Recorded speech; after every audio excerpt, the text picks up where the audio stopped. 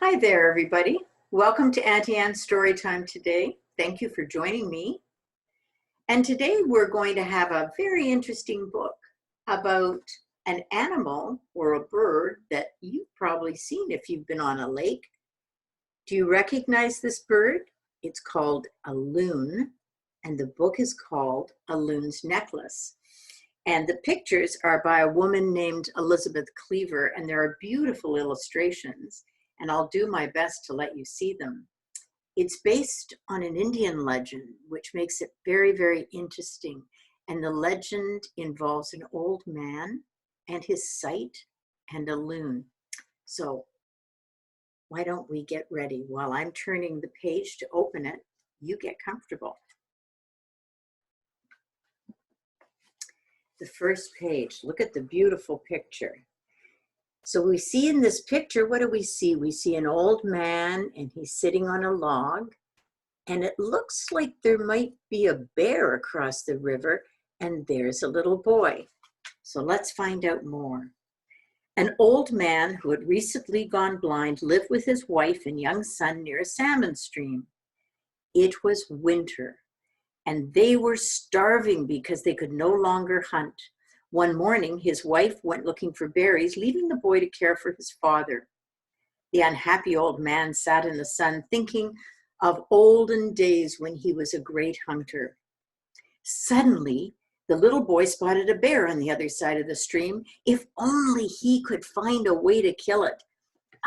He had an idea. And what do you think his idea was? He guided his father to the water's edge and put a bow and arrow in his hands. "I'm going to help you kill a bear," he said. "But how can I aim?" said the father. Remember, the father couldn't see. "I will be your eyes." So the boy stood on a rock and he pointed the arrow at the bear's heart. "Shoot," he cried. And the old man pulled hard and the arrow flew through the air, hit its mark, and hit the bear in the heart. Wow. That was pretty good aim, I'd say. Before the boy could tell his father that he had killed the bear, an old hag appeared. Now, what's an old hag? It's like an old witch. She lived by herself near their clearing and was feared for her magical powers. Upon seeing the dead bear across the stream, she thought of all the meals that it would give her, enough to last the whole winter. "Good for you, old man," she sneered. "You hit a log." And then she called the boy, "Come on with me," and stepped into his canoe. Well, so there's the old hag. And the little boy, he didn't know what to do. He was kind of afraid. So afraid to refuse, he got in and they crossed the stream together. "If you tell your father that he killed a bear, I'll give you a beating. I might even do something worse." She and the boy skinned the bear, and they made a fire and they cooked some meat.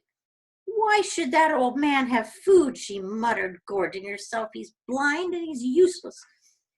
She didn't notice that the boy hid some of the meat in his pocket. That's terrible, isn't it? So here we see the boy coming back, and he's with his dad. Can you see him hiding under his dad's coat? When he got back to the clearing and the hag had disappeared with a joint of meat, the boy told his father that he had killed the bear. "The old woman said she'd beat me if I told you, but I saved you this piece of meat." His father didn't touch it. "You keep it for your mother," he said. "I want to go to the lake." And he reached for the boy's arm and stood up. "I will visit Loon there. He is wise and he's a magical bird, and I have a feeling that he's going to help me." So there's the old man, and he's holding on to his son, and they're going towards the lake. When they reached the lake, the old man sat down close to the shore. And can you see him here? He's sitting down, leaning up against a tree right close to the shore. And there's the little boy. He's feeling so badly. The old man sat down.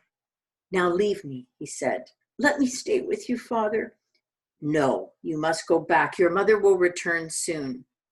Left alone, the old man began to sing about his misery and his helplessness. Hano, hano, he, hano, hano, he chanted over and over again. My heart is breaking with grief.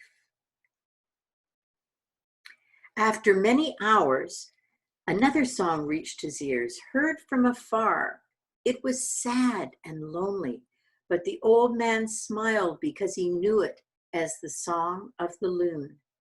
And he heard it a second time, louder and louder, and the third time closer still. In a little while, the bird perched at the water's edge. You sing of troubles, Loon said. How can I help you? And there's the loon talking to the old man. You sing of troubles. How can I help you? Oh, Loon, I am old and blind, but my family are starving and I can't feed them. I do not ask to be young, but I would not be so helpless if I could see, if I would give the most precious possession in the world if I could see again. Loon said, first, you must enter the water with me. Hang on to my wings as I dive and bury your eyes in my feather. Oh, what a wonderful picture. And there's the man burying himself in the feathers of the loon. Oh my. The old man did as he was told. He grasped Loon's wings and together they dove down, down, down. And then they floated up, up, up.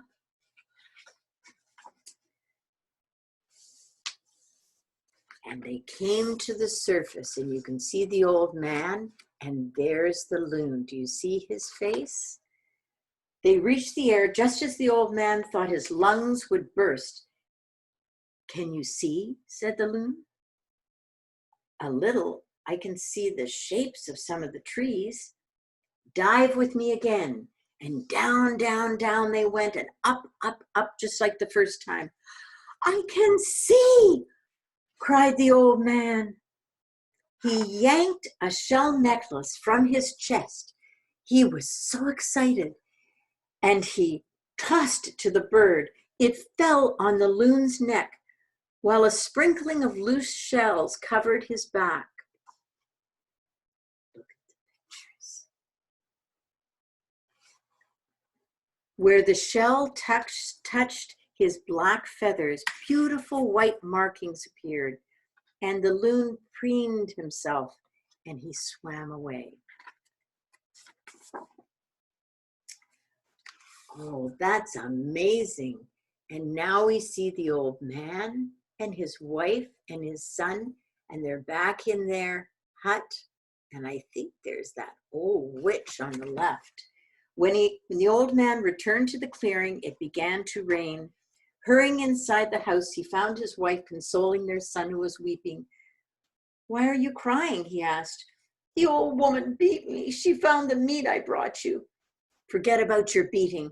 I can see again, my son. Now we will never want for meat, and you needn't fear that old woman anymore. Terrible old woman she was. The air filled with thunder and lightning, and rain came down in torrents. The old man and his wife blocked the entrance to their house to keep dry. Soon they heard the hag's voice outside. Let me in. The rain has destroyed my hut. The old man had had enough of her cruel ways. He was silent. Take pity on me, I beg you. There was still no answer. Do you think they let the old hag in? Of course not. And who do we see up on the tree? The next day, the clearing by the stream was totally deserted, except for one sleeping owl, never seen there before. It was the hag, who had turned herself into an owl to annoy the old man and his family by screeching at them all night long.